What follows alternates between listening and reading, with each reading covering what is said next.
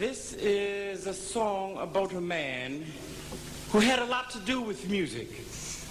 As a matter of fact, a relished memory in my mind he was. And a good musician, might I say so. This man was named Beethoven. No, he was named Beethoven. Ladies and gentlemen, I ask him to forgive us. Roll over and listen to a little of this.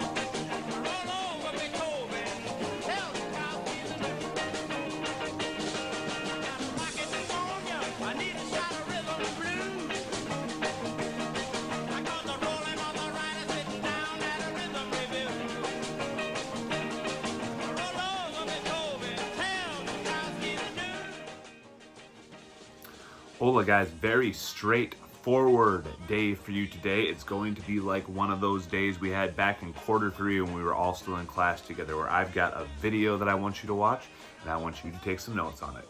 15 to be exact. You got about 35 minutes of video to watch from the beginning to about 29 and a half minutes. And then you can fast forward to the end, like 59:30 to the end. It'll give you another like 5-6 minutes there just to wrap everything up. And so you can take the 15 notes on anything and everything that's covered in the video. But my recommendation to you is that you use this as an opportunity to prepare for the summative assessment you're going to do for me this week.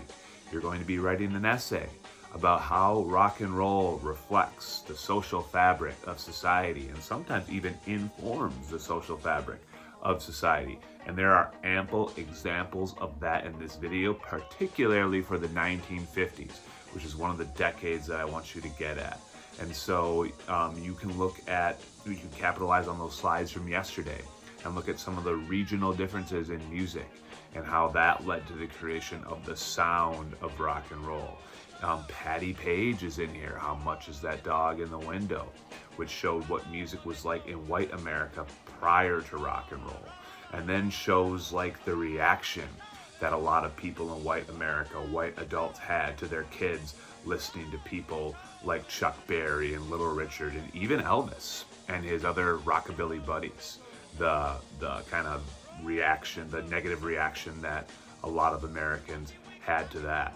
Obviously there's the racial component, so you can look at how rock and roll music led to integration. Little Richard has got some powerful words to say about that.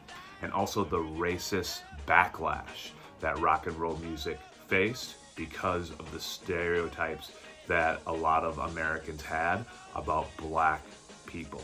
And so there's a lot of good stuff in here, starting off with the song that starts off the video, Chuck Berry's Roll Over Beethoven.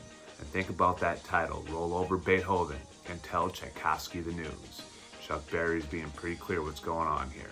The old classical music of Europe, Beethoven, Tchaikovsky, that's gone. And rock and roll is here to stay. Watch the video, take your notes.